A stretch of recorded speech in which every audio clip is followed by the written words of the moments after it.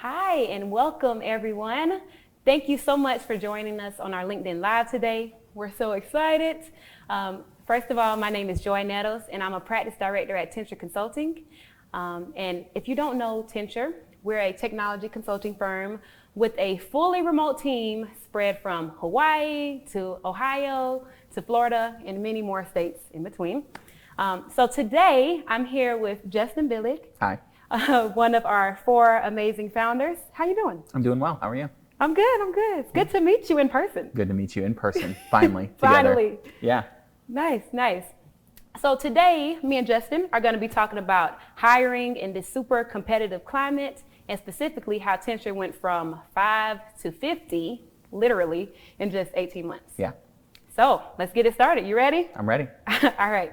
So my first question is, how on earth did you manage to hire so many great people in this global pandemic, competitive market, and fully remote? Yeah, we started out just hiring all the people that we knew. Okay. You know, we had to move pretty quickly, and we went to our network first. Right. Who have we worked with in the past? Who do we know that can do the job? You know, there's a point in time when you're hiring someone in a small company that every hire has a huge impact. Right. And I'm sure there's companies out there that are hiring more people in a week than we've ever hired at all. Yeah. But for us, we wanted to hire the people we work with, hire the people we know do the work. You can hit the ground running because, like I said, every person is such a big impact on our team. Right. Yeah, I'm really happy that y'all did the whole, look at your network thing, because I don't know if you know this, I was actually one of the originals found by my manager, knew Doug, and I was able to make that connection. Yeah. So really happy about that. Yeah. So I guess diving into the nitty gritty, what advice do you have for companies just looking to hire talent? Yeah, I think obviously hiring in your and your team members' network is really important. Key. Yeah, it's super key. You know who you've worked with. Right. You know who can do the work, and you know the type of people that you would want to work with. Right? We're going to take the stance that you're probably not going to refer someone that you didn't want to work with, or maybe that you had conflicts with. Right. And so hiring within the network of your team members is pretty important. And we didn't have a huge marketing budget. We didn't have like a street team to go out. We didn't have the global reach to hire. Launch party. Yeah, launch party to hire everyone that we wanted, or everyone that we could have thought. And I'm really glad that all the people that joined Tenture, whether it was in the beginning or even till today, a lot of them come from referrals. Right. Yeah. Nice. Okay, so referrals, that's a big topic. Yeah. I'm sure like everyone out there probably has some flavor of pick your coworkers. Yeah. We want your referrals. So what are the goods and bads, pros and cons of the referral methods? Yeah. I mean, a lot of people I think are scared to ask people in their network, and maybe not scared, but they just don't think about it, right? Oh, this person, I didn't work with them really closely, or I know where they are and I know that they're happy. I think the thing that I often share is the worst thing that someone can say is no, Right. or no thank you. And it really fast tracks what it would mean to hire someone when one of our team members can personally vouch for them.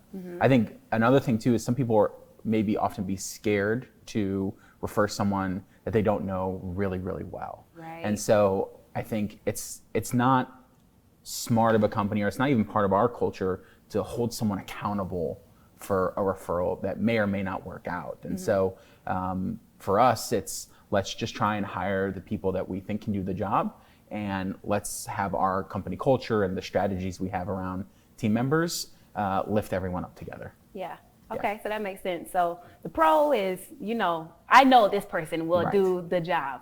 Yeah. Cons may be, okay, maybe I can't find someone that works for what we need, or like maybe they're not interested in the time. So yeah, and there's other, maybe this person isn't an exact great fit for like the exact role that we need right now, but at Tenture we often call it like take the chance in someone, right? Like everyone has potential and everyone has opportunity, and so hey, they may not fit exactly for the specific role or for the specific job spec, but do they have talent? Do they have drive? Do they have grit? Are they gonna be a good team member in the end? Right. Yeah. Okay, cool. So when we think about referrals, we think about our network, right? And usually your network is going to be pretty similar to you. Right. Like whether it's, hey, we worked on this Java project together, so he knows Java. Or we are from the same city and we went to the same school and we look the same. Right. So I can imagine that when it comes to referrals, you can get like the diversity problem where all of these are my friends and they are just like me. Right. How have you dealt with that with referrals and just recruiting in general? Yeah. So we did come across that problem early. Okay. You know, a lot of the network-based software recruiting tools are just that. They're based on my network. And you're right. A lot of my network ends up looking like me and having the same experiences as me.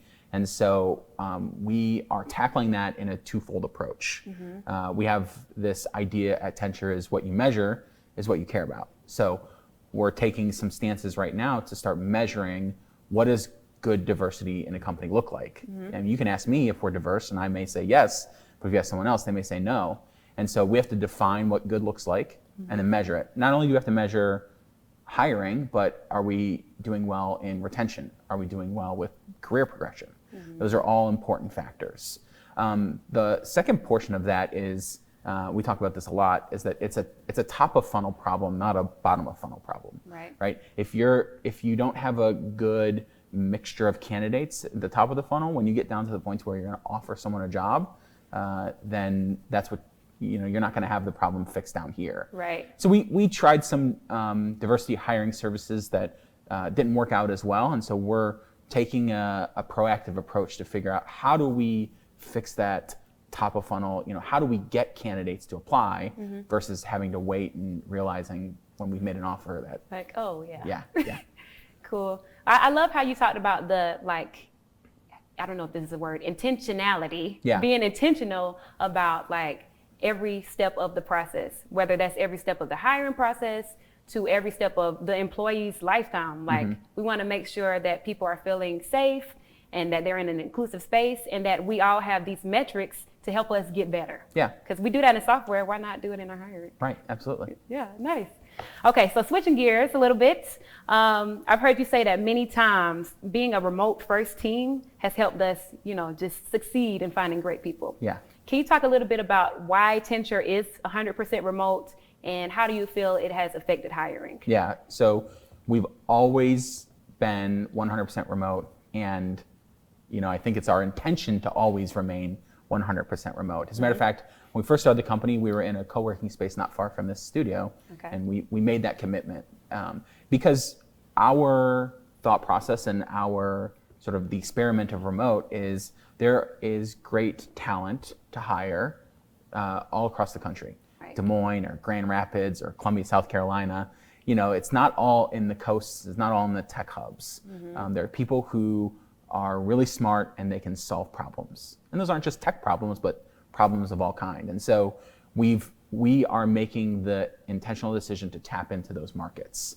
What does that mean? Well, we might be excluding ourselves from being able to hire on the coasts, but that's fine because we think that people are there. And it really gives those team members an opportunity to flourish in their career, right? I don't have to upend my life and move somewhere. I don't have to break the bonds of community that I have where I live to go to a new job. So that's been very exciting. Yeah, and I can imagine that's a big deciding factor for people. Like if they're on the job hunt and they have multiple offers, I'm gonna go with the one that's flexible, that allows me to work from anywhere, not just from home. Yeah. I mean, there was a point in time where a couple team members were talking about, oh, well, what does it mean to work remotely? Can I go work at a beach? Can I go live in Hawaii for a couple months? Or can I go overseas and work? And the answer to all of those is yeah, as long as it works for you and your team and you're sort of getting and meeting your responsibilities, then absolutely. Yeah, that's one thing I love about Tenture. I've done all of the models. I've done the fly every week to work at a client. I've done the sit in traffic for 2 hours a day. Yeah. And now I'm working at home and I just feel more productive and happier than ever. Yeah. It's cliche, but. Yeah. Nice. Okay, so now to shake things up, let's talk about money. Yeah. All right, so on all of our job postings, almost all of them, we post the salary. Right. What's up with this whole transparent pay thing? Yeah. What's really great about it is it stops uncomfortable conversations. I think we've all been through job interviews to where we really like the company and, oh, I didn't give them my salary in the beginning and they didn't. Oh, you're not supposed to give the salary, right? Yeah, or they didn't tell me what the salary was going to be up front, and we get to the point where we're getting ready for the job offer and I'm disappointed or I'm upset or I'm angry. And so it squashes those conversations ahead of time. And I think also there's an inherent power differential when it comes to salaries, right? Yeah. I have the job, you want the job, and so I have the power. Right. And it stops that weird power dynamic. Yeah. Yeah. Also too, I think the salaries and the job postings, it changes how we view when we hire someone. Okay. So one of the things that we're starting to do too is, what does the salary look like in the job ahead of you and behind you? And so say, for example, we may have 5 levels of software developers, right? Just as an example, right? I know what the progression is going to be.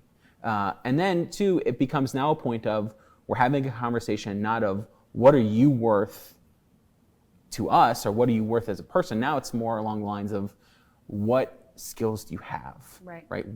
What are you able to accomplish in the different levels of the job? And we can slot that person in that makes the most sense. Right. Yeah. Yeah. And I see a lot of times you're like, where should this person go? They might self-identify as this and they don't really have direction. They just have this random number they found on Google. Yeah. Yeah. So that helps, that transparency. Yeah. And that also puts added pressure on us as a company to make sure that we're supporting those team members in their career progression. Because, if I want to get from point A to point Z, right, there are steps I need to take to get there. Right. And it's incumbent upon us to help that out. Right. And I love that, we are transparent and upfront about like, this is what you need to get to this level, to get to this salary. Yeah, we're trying to get a lot better in that. And it's a model that has worked well in the past. One of the things that, we've talked about a lot is promotion conversations shouldn't happen in November. They should be happening in January. Right? Hey, I'm looking for a promotion this year, or I want to get to this place in my career. And so you shouldn't have to guess what that takes. We should work together. Yeah. And set goals. And by the time we're there, then it's, hey, it's no surprise. No brainer. Yeah. Nice. Well, I think that really feeds well into my last question. Perfect. Continuous learning, continuous development. So obviously, compensation is great. Yeah. We all love money. But what we really want to do is grow. Right. And I think me and you had a conversation about how developers can be picky because there's no industry not being interrupted by tech. Right. So you can go anywhere. So what does Tenture do to help their people stay in terms of like learning more, being happy, all of those things?